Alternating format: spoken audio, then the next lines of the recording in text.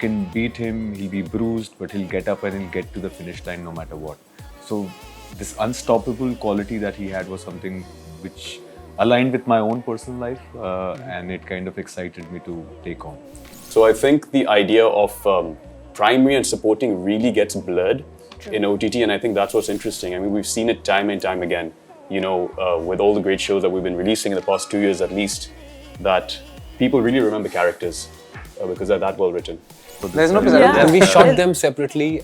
It was different timelines. Yeah. And of all the dates in the year. My brother setting precedents from here on. This year has been quite a phenomenal year in terms of the kind of shows that we've seen, the kind of films, original films we've seen.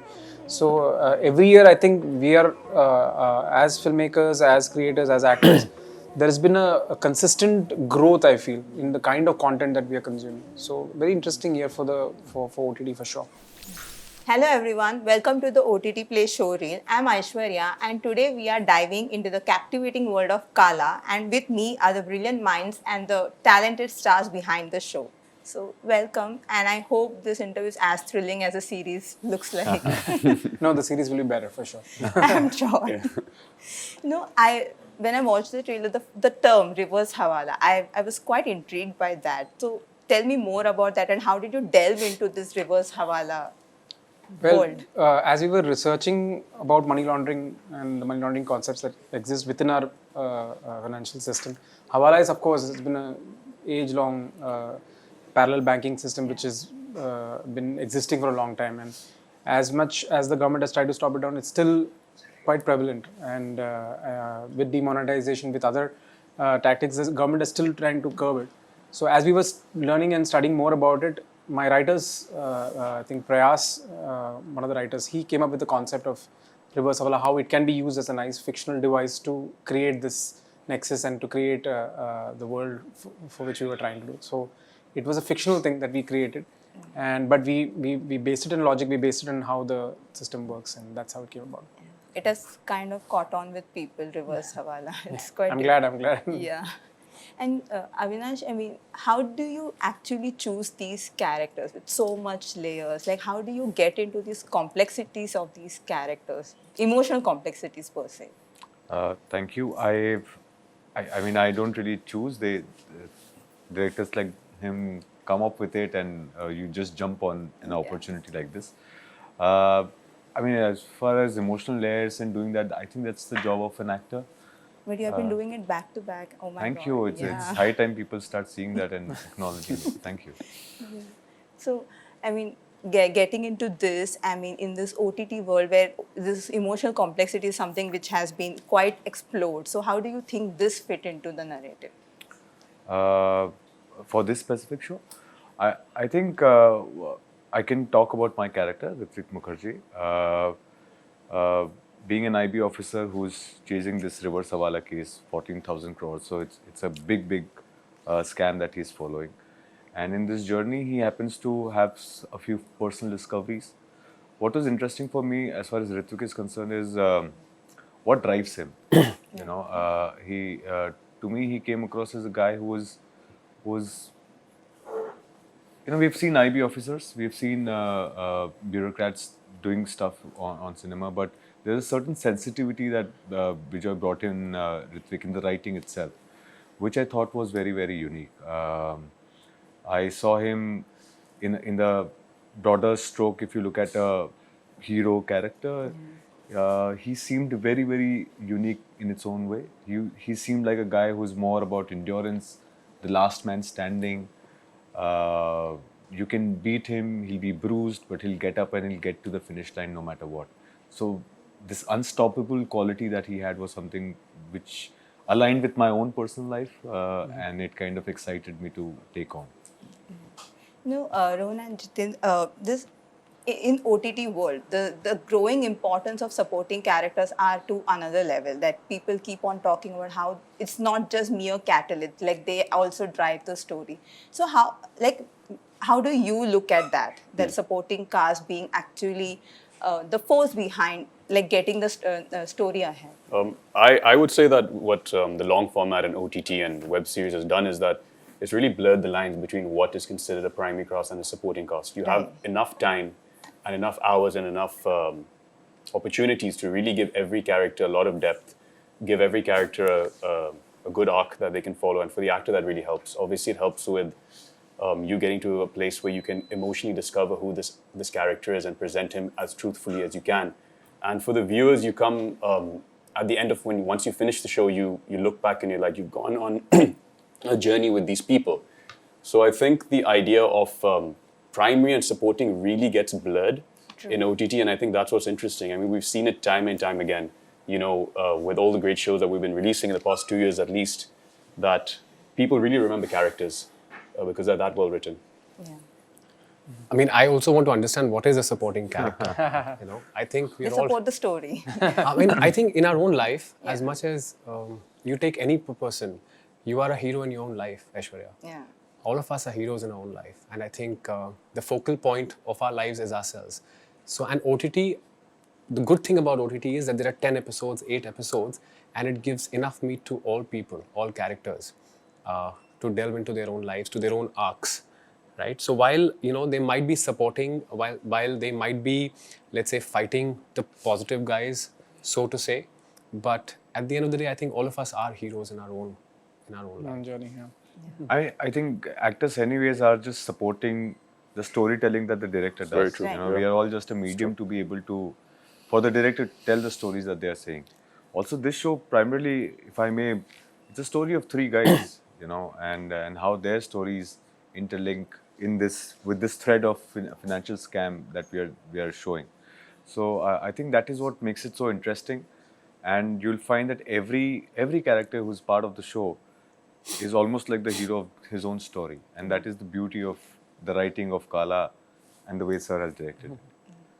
And OTT, I mean, the crime thriller is a genre which has been exposed quite brutally, if I may say, in past couple of years in OTT. Like different, I mean, it's a basic genre, but there are sub-genres. How do you see as a filmmaker and as a team Kaala fit into this landscape? I'm not trying to fit into any landscape at all. For me, the story, yes, there have been many more series and long format shows which dealt with the same genre, but I can't keep that as a base to tell my story. So my story was in my head. I'm trying to tell a unique story, and I had to do the maximum justice to make sure that I say it effectively. So I was not in any apprehension about that I had to fit into any kind of landscape. My entire through the entire journey of Kaala, our motive, like he said, that he had to be consistent and be headstrong with his character. I had to be consistent and headstrong about how I make sure that all the characters fit in correctly into that jigsaw piece. So that's all I've focused on. You want to add something? Yeah, I think that, when in the industry as it is, and when we're making films or telling stories or making TV shows, there is a tendency to kind of categorize things into genres, what we call genres. But I think a lot of the time, it's not really the makers who put it into that genre. It's the people who put it there, because it just becomes easier for someone to track. Okay, I'm watching a thriller now, I'm watching horror now. But I know for a fact, and this is what I've loved about Bejoy's work and why I'm such a fan, is that I don't think you can place anything into a genre. There's just there's a sincere want to tell a story, and I think everything he makes is very unique. So I think putting it to a genre, in my opinion at least, is not giving the work as much justice as it kind of deserves. It's an easier way, right? It's an easier way to just slot it. To slot it, exactly. Ultimately, look, stories, why do they connect? Why do we make stories? Because we want to tell people about people. People normally want to see themselves on screen. At the end of the day, you do tend to say, okay, this is crime genre, this is comedy, this is romance, but ultimately, all of us want to see ourselves on screen. Yeah. And the beauty of this is, while the rock bed of the whole story is reverse hawala, financial crime, you have elements of revenge, crime, politics, it is intrinsically about these interlinked lives and how an action of one person, two people, really has repercussions on the other people. And I think that's also about Bejoy sir's cinematic universe. He has this thing about, intermixing fates of people, where something happens in one life and it has, long-lasting effects on other people's lives. Yeah. So I think that's very exciting to watch as a viewer. And another thing is, you both are quite busy next week. Like within 24 hours, you both are having two shows coming. No, it's not just movie; it's two long format shows. How do you see that as an actor? Like, You want to interview them about that show? So you can do that. just No, I this, will like just because say- it's quite a I will just say, tight Aishwarya, schedule. Avinash और मेरे लिए ना दिवाली जरा जल्दी आ गई है इस साल, and दो I महीने genuinely जल्दी। hope it's celebration time for both the parties. Yeah, people see box office clash and everything. It's like it's Avinash and Jitin versus Avinash. It's a great So amazing rare, is right? that? It's so yeah, rare. it's so rare. Yeah, there's no precedence for this. There's no I precedence. mean, And we Yeah. shot them separately. It was different timelines. Yeah. And of all the dates in the year, My brother setting Saurabh says precedence it from as here on. Yeah, it's like, Even you are doing. yeah, I mean, I'm following his steps. Rohan, we are lagging behind, man. Yeah, man. अभी सबको हम भी clash हम करें. भी हमको भी करना चाहिए. But Bejoy, you started the year with being a part of Ponniyin Selvan, and you directed Sweet Karam Coffee, and now Kaala. As a filmmaker and playing these different roles in per se movies and shows, how do you see this year on the base of content? I mean, Personally, for me or for like in terms of overall and as your in 9 months have gone by. And So see, whatever you're seeing now is like a after effect of last 2-3 years of work. You know, be it Ponniyin Selvan, be it Sweet Karam Coffee, and even Kaala. I had another project also in the middle. So it's last 3-4 years since the time of, I think COVID just got over. I've been just working, and now this year has been the year of releases. Yeah. So and this is like my third release after Ponniyin Selvan and Sweet Karam and this. So I'm actually just one by one, and I'm glad it's spaced out a bit. So I had time to process each release. So I'm enjoying that phase of just getting the feedback, getting to see how the audience is reacting to each one of those projects. And now again, I'm curious and waiting to see how the audience reacts to Kaala. But that's personally for me. But other than that, I think OTT space this year has been quite a phenomenal year in terms of the kind of shows that we've seen, the kind of films, original films we've seen. So every year, I think we are, as filmmakers, as creators, as actors, there has been a consistent growth, I feel, in the kind of content that we are consuming. So very interesting year for OTT for sure. do you- Boys, we all three are lacking. He has had, as a director, three releases this year. you're fourth in the pipeline. As a director, three Yeah. releases. Fourth in the That pipeline. changed everything. This is also unprecedented. No, but for that you have to work 48 hours at a stretch. Yeah. It is. But do you guys fear that these people keep on talking about some kind of saturation and all of that on the basis of content? Do you have that fear or an inhibitions, like people will get into that point or saturation See, point? there is a lot of content. You know, there is a crazy amount of content coming, but only the good ones will stick out. Only the content that really sticks to the audience, speaks to the audience. So there will be some kind of a filtration that happens. So I don't think any saturation will happen if you see the same kind of stories being dished out. But I'm pretty sure all platforms are also looking at diversifying and doing all kinds of content. So I don't see that saturation happening. And as actors? I mean, there is a saturation for sure. If I see content, there's so many films and series releasing. I don't know which one to watch. But over a period of time, you know that the good ones will make the noise, will stay there, will reach more people. What I've been amazed of is also how the OTT platforms are adding subscriber base to their platforms. So there are newer audiences that we are gaining. Also, with the reach to other countries apart from India, like most of the platforms reach to almost 200 countries. So you are in an aspiration to add more subscribers, more audiences, and I think as we keep adding more audiences, the content will start getting distributed. You'll be able to make choice for your kind of content. So it's only going to be better from here on. Right now, it's just kind of cramped up, but it's going to ease out, is what I see. And in a couple of years, we'll have a better distributed system, and we'll be able to make choices of what we want to do or want to see in a much better way. I think it's also, sorry. No, go ahead. I think it's also important to, appreciate that we are in a position today we can use words like oversaturated, there's too much content. I remember a few years ago before OTT, no one had work. There were, there were actors that don't have work. I mean, we're always finding problems with whatever it is. I think that's just human nature. But we should just be thankful that there's so much content out there that people are getting work. Actors I can say I'm a working actor today and I can, make money and live my life. Otherwise, it was so difficult. I mean, we should take a second and a step back and appreciate that part of it rather than complaining about what's happening. And also, just to add to that, I think there was a need for all this to happen.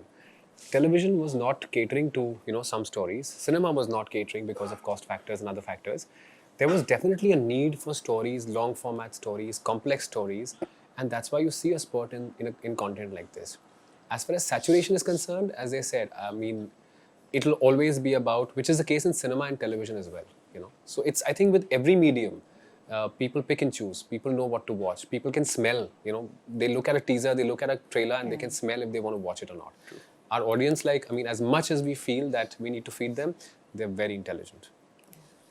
I'll end on a note that, it's Laila Majnu is completing 5 years in a couple of days. And like you mentioned, you're finally getting that, and that movie is getting its due on OTT. How do you see that over the 5 years when it was a theatrical release and now the OTT it has got another level? Like, I don't see a single day when there is no Instagram reel on Laila Majnu. Yeah, that's, it's been very nice. Honestly, when the film came, it disappeared in 3 days and it's grown. It just comes from, Imtiaz sir, I remember saying this to me, ki a film is for life, and if it's any good, it will keep finding its audience. That will almost answer the question that you asked earlier as well. If it's a good content, if it's placed well, if it's mounted well, if audience comes to know about it and it's good enough, it will last, it will keep making its audience. So that's how we as creators, as actors, talents think about it. And for me, as far as Laila Majnu is concerned, I hope it keeps adding more audiences and many more years to it. Absolutely. Thank you so much. It was great talking to you.